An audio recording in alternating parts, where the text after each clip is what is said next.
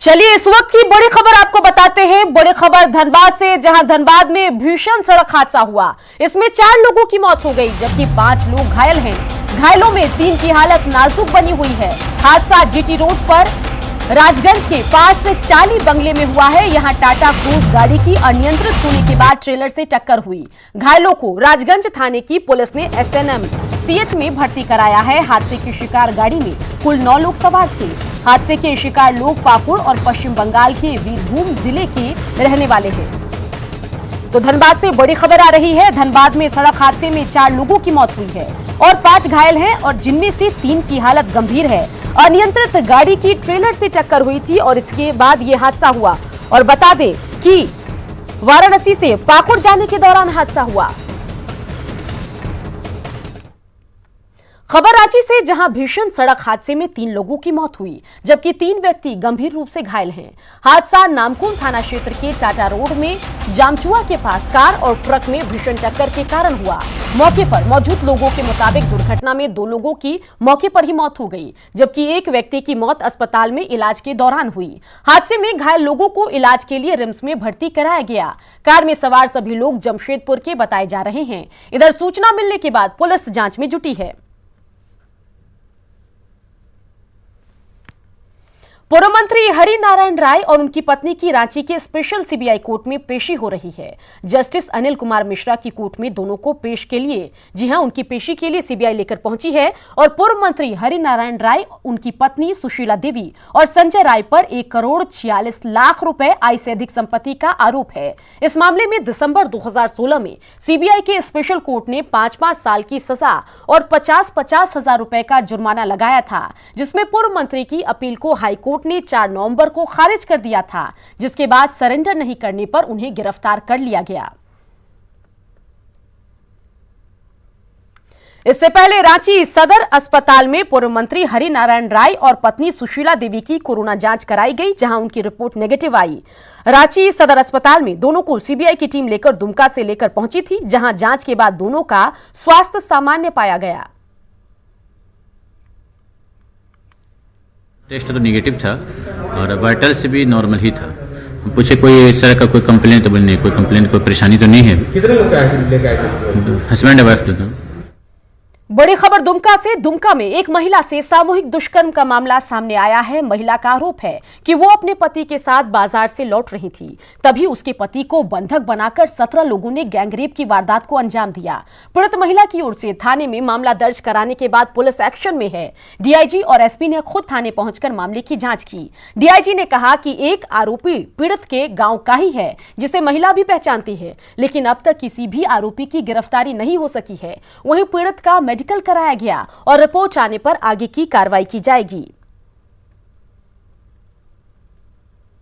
कल शाम को इसमें बाजार से लौट रही थी तो 17 लड़कों ने उसके पति के सामने बलात्कार किया है। इस बिंदु पर महिला का भी मेडिकल जांच किया गया है और ये महिला जो बता रही उसका सत्यापन किया जा रहा है कि एक्चुअल में क्या हुआ है। किसी को पहचानती नहीं है, एक आदमी को पहले की पहचानती है, चूँकि उसी के गाँव का है, पहले से उसको जानती पहचानती, इसलिए एक का नाम बताई, अन्य लोगों को नहीं जानती है। गिरफ्तारी वगैरह सर नहीं, अभी तो जस्ट रिपोर्ट हुआ है और इस केस का मतलब कि सभी बिंदुओं का जांच किया जा रहा है।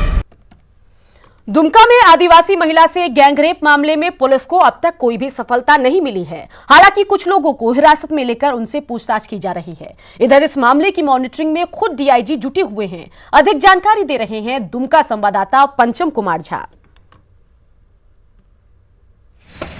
दुमका के मुफस्सिल थाना क्षेत्र में हुए सामूहिक दुष्कर्म के मामले में पुलिस को अभी तक अहम कामयाबी नहीं मिली है। मुफस्सिल थाना क्षेत्र में घटना को 24 घंटे से ज़्यादा बीत गए, लेकिन अभी तक किसी की गिरफ्तारी नहीं हुई है। सूत्रों की माने तो कुछ लोगों को हिरासत में लिया गया है और रात भर पूछताछ का दौर जारी रहा। मामले की गंभीरता को देखते हुए DIG सुदर्शन प्रसाद मंडल और SP अंबर लकड़ा खुद मामले का निगरानी कर रहे हैं, लेकिन अभी तक कोई सुराग नहीं मिला है।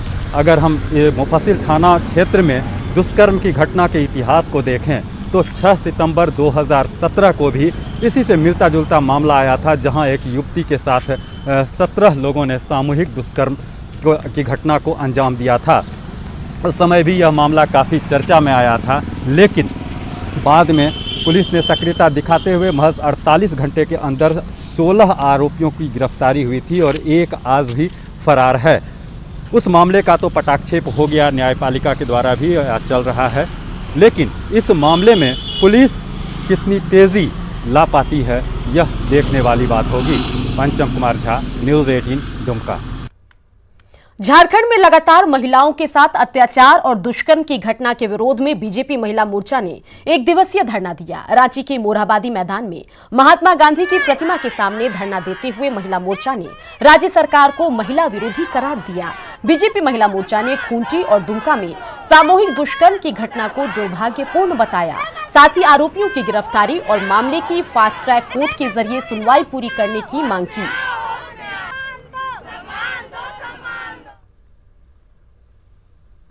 धरना पर हैं और अविलंब दुष्कर्म, दुमका वाली दुष्कर्म घटना के साथ जितने भी महिलाओं के साथ दुष्कर्म की घटनाएं हो रही है, तमाम दुष्कर्म की घटनाओं पर अविलंब ये जांच हो और दोषियों को कड़ी सजा मिले। और दुष्कर्म घटना में, दुमका वाली दुष्कर्म घटना में तो हम लोग चाहते हैं कि फास्ट ट्रैक कोर्ट के माध्यम से इसका सुनवाई हो ताकि पीड़िता को अविलंब उसको न्याय मिले और ये एक उदाहरण बने कि भाई आप अगर करोगे तो आपके लिए फास्ट ट्रैक कोर्ट यहाँ पर खड़ा है। लेकिन ऐसा कहीं पर कुछ नहीं हो रहा है। अगर ये तुरंत नहीं कार्रवाई करते हैं, उस पर नहीं कार्रवाई होता है तो हम लोग भाई चूड़ी तो पहुंचाने जाएंगे ही हम लोग।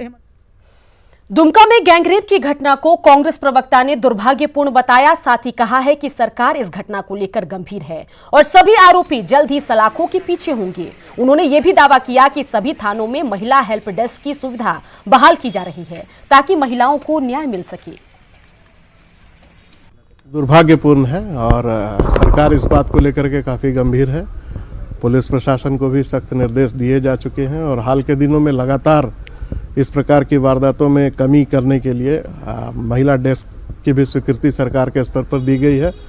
प्रत्येक थानों में महिला ऑफिसर का डिप्लॉयमेंट भी किया गया है और कानून अपना काम करेगा। निश्चित रूप से अपराधियों को शिकंजों के पीछे डाला जाएगा। सरकार पूरी तरह से प्रयत्नशील है और लगातार आप देखें कि जितने भी वारदातें हुई हैं उनमें जो अपराधी पकड़े गए हैं उनको तुरंत स्पीडी ट्रायल के जरिए जेल भेजने का काम सरकार के स्तर पर हो रहा है और आगे भी सरकार इन विषयों को लेकर के पूरी तरह से पलामू में बिजली विभाग की लापरवाही से ग्रामीण दहशत के साए में रहने को मजबूर हैं। यहां मोहम्मदगंज प्रखंड के राजनडी टोला गांव में जमीन से महज 7 फीट ऊपर से 33,000 केवी का बिजली तार लटक रहा है। वहीं खेतों में भी काफी नीचे और घरों की छत के पास से होकर गुजर रहा है। इससे आए दिन हादसे की आशंका सताती रहती है। ग्रामीणों ने इसकी शिकायत बिजली विभाग से भी की, लेकिन अब तक कोई कार्यवाही नहीं हुई।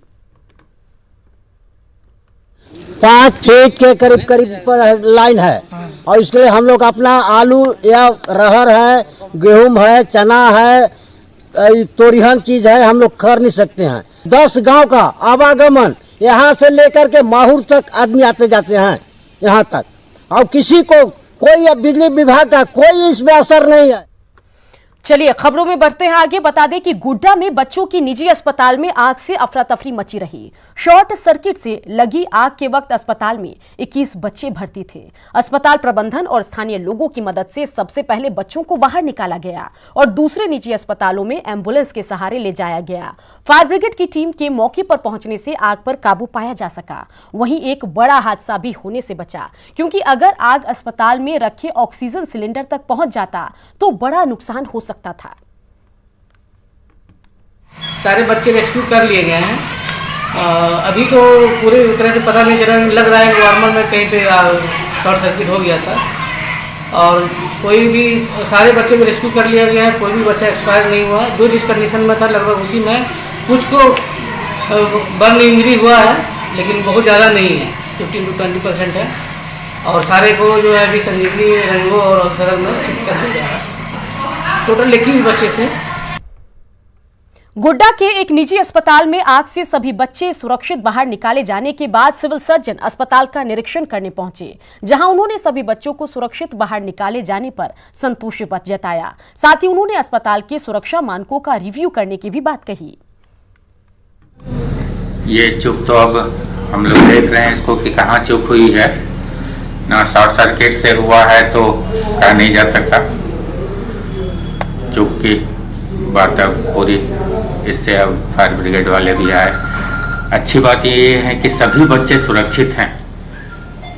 अगर किसी बच्चे को कोई प्रॉब्लम होता तब ये बहुत बड़ी समस्या होती। झारखंड में पिछले 24 घंटे में कोरोना से 3 लोगों की मौत हुई है, तो वहीं 191 नए केस मिले हैं। इसी के साथ कोरोना संक्रमितों की संख्या 1,10,830 तक पहुंच गई। वहीं अब तक 991 मरीजों की मौत हो चुकी है। झारखंड का कोरोना अपडेट दे रहे हैं हमारे रांची संवाददाता उपेंद्र कुमार। पिछले 24 घंटे में झारखंड में कोरोना से 3 और लोगों की मौत के साथ ही राज्य में कोरोना से मरने वालों की संख्या बढ़कर 991 हो गई है, जबकि इस दौरान राज्य में कोरोना के 191 नए केस मिले हैं और इस तरह से कोरोना पॉजिटिव की संख्या बढ़कर 1,10,830 हो गई है, जबकि 202 लोगों ने कोरोना को परास्त किया है और कोरोना को परास्त करने वालों की संख्या भी बढ़कर 1,08,100 हो गई है। अभी भी राज्य में कोरोना के 1,739 एक्टिव केस हैं, यानी कि ऐसे केस जिसमें अभी भी कोरोना का संक्रमण है उनकी संख्या 1,739 है। अगर मौत की आंकड़ों की बात करें तो राज्य में जो 988 मौत के जो आंकड़े सरकारी हैं उसमें 738 पुरुषों की मौत हुई है, जबकि 250 महिलाओं ने कोरोना के चलते अपनी जान गंवाई है। दुखद बात या चिंता की बात यह है कि अभी भी राज्य में 18,799 कोरोना के सैंपल जांच का इंतजार कर रहे हैं, पेंडिंग है। अलग अलग RT-PCR सेंटर के जो टेस्ट सेंटर है वहां पे 18,000 से ज्यादा की संख्या वैसे सैंपल की है जिसकी अभी जांच नहीं हुई है, जो चिंता का विषय है। कैमरामैन अमित के साथ उपेंद्र, न्यूज 18 रांची। झारखंड सरकार की एक योजना ने हड़िया दारू बेचने वाली महिलाओं को नहीं राह दिखाई है। कल तक जो महिलाएं हड़िया बेचकर अपना परिवार चला रही थीं, आज वो स्वरोजगार से जुड़कर एक नया इतिहास रच रही हैं। ये सब कुछ संभव हो पाया है फूलो झानो आशीर्वाद अभियान से। रांची से में बरवे महुआ टोली की महिलाएं आज इस अभियान से जुड़कर जहां खेतों में फसल उगाकर अपने पांव पर खड़ी हैं, वहीं जिन महिला फूलो देवी के नाम पर इस योजना की शुरुआत हुई, वे आज गाँव में साइकिल मरम्मत का काम करती हैं और हड़िया दारू बेचने के अभिशाप से मुक्त होकर आशाओं को परवान चढ़ा रही हैं।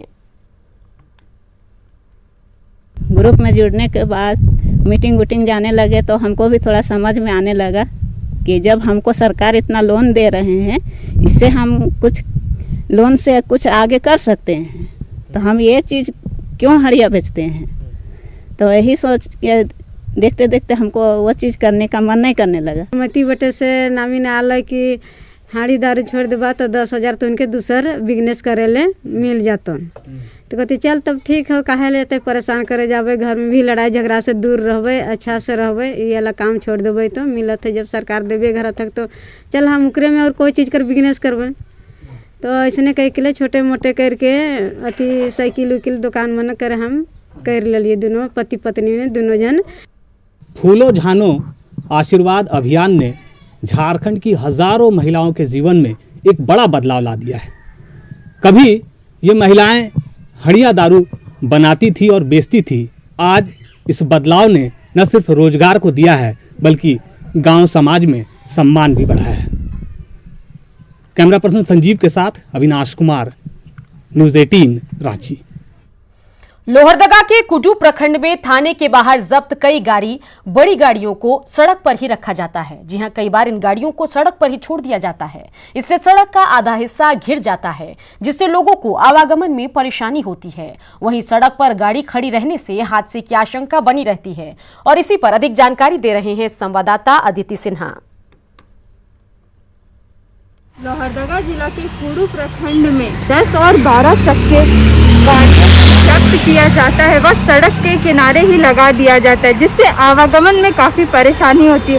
हम आपको दिखाना चाहेंगे कि सड़क में एक तरफ जो 10 चक्के 12 चक्के जब्त हुए हैं वो यहाँ पर खड़े हैं, जिसके वजह से यहाँ पर लगातार जाम की समस्या आती है। और हम यहाँ आपको दिखाना भी चाहेंगे कि किस प्रकार से लोगों को परेशानी हो रही है। गाड़ी आगे पीछे करके अपनी गाड़ियों को बढ़ा रहे हैं।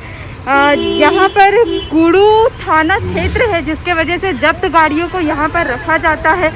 बगल में ही यहाँ पर बस स्टैंड है, जिसकी वजह से जाम घंटों घंटा तक लगा रह जाता है। परंतु जो प्रशासन है और पुलिस प्रशासन है वो इस पर किसी प्रकार से ध्यान नहीं दे रही है। लोहरदगा से न्यूज़ 18 के लिए आदित्य सिन्हा। और इसी के साथ इस बुलेटिन में इतना ही, लेकिन आप बने रहिए न्यूज़ 18 बिहार झारखंड के साथ।